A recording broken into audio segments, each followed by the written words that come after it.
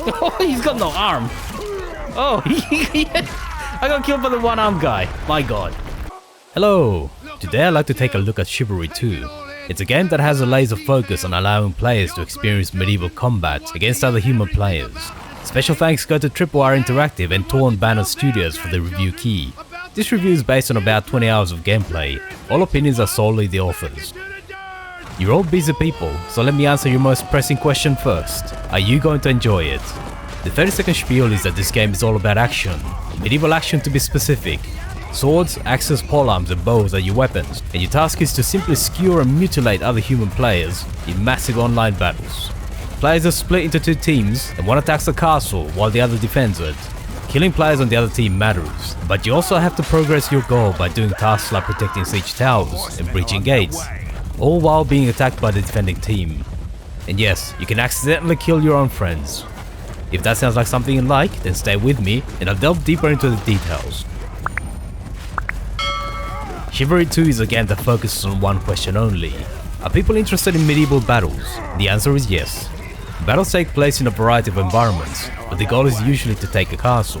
Two teams of human players battle over a series of intermediate objectives. These objectives range from kidnapping peasants, freeing prisoners, to breaching gates, and burning the Great Library of Alexandria. One team tries to progress the assault, while the other tries to delay it. You can practice against bots, but the real battles are about humans taking on humans.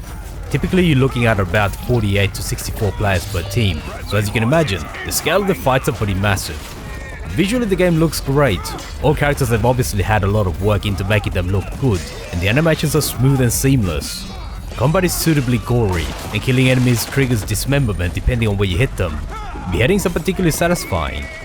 It should be noted that the game is rated 18+ due to the way killing is depicted. If you were to describe the action in the game in one word, it would be hectic. On the other hand, the game's focus on fast-paced action does mean they shouldn't expect realistic combat, but that was never the aim of the game. It was to provide an adrenaline rush with action-packed melee, and that it definitely does. There's 4 different types of characters you can choose. You have your man-at-arms, who use polearms for long reach, your axemen, who hit hard, your knights who defend well, and your ranged troops, who typically shoot their friends in the back. Gaining experience in each type of class unlocks subclasses that have their own characteristics, but still fit within the broader archetype. Characters look like they're armored, but in reality doesn't matter. Everybody's fragile, and you'll die from a few hits, so being outnumbered also tends to lead to a quick death. Similarly, players can move a lot faster than you'd think from their armored look, arguably too fast. Aside from battling on foot, you can also use horses and take advantage of cover and siege weaponry. The type of your character matters because weapons have different reach and speeds. So if you have a short weapon, you'll win by getting up close and personal, whereas if you have a longer weapon, you want to maintain your distance. The game also has mechanics for parrying and counter-attacks, and theoretically players might be expected to engage in duels of skill. But because of how fast characters move and how fragile they are, as well as the chaos of the battlefield, players end up relying on moving about to avoid enemy attacks and rushing in with their own. It's just that much simpler in the chaos of battle, and arguably reflects the old adage of war, keep it simple stupid. One thing I noticed is that it seems enemy players can move faster than I can. I've tried to chase many enemies down, but they seem to be able to stay out of range of my weapon. But when I try to do the same, enemies immediately catch up to me and I'm quickly cut down. It could be that my characters haven't been leveled up enough, though I haven't seen any indication that increases your speed. But it could also be that I'm not very good at the game. You'll die no matter how good you are, especially if you're a new player, but that's just part of the experience. The game respawns you immediately and you're back in the fray in no time. This is in keeping with the game's aim of giving players an action-packed experience, and you'll never be far from the action. You should not expect players to take up formations and engage in mass warfare. The combat taking place instead happens as a series of individual skirmishes across the battlefield.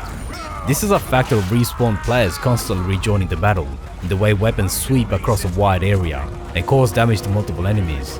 Formations would be at a major disadvantage, unlike what happened in real history. While it's true that the gameplay isn't what you'd consider to be realistic, all the game's systems are consistent with the game's goal of giving players action-packed melee. Some might call combat arcadey, and that might not appeal to some, but for players who enjoy that type of gameplay, it'll fit like a glove. Chivalry is a game that fulfills a specific narrow niche, massive online medieval battles. You hack your way across medieval battlefields in an orgy of dismemberment. If you're after an action-packed medieval experience, then Chivalry 2 may be something you might want to look at. Thanks for watching all the way to the end. Let me know what you thought about it in the comments. Feel free to leave a like, subscribe and hit the bell button to be notified when new videos come out. See you soon.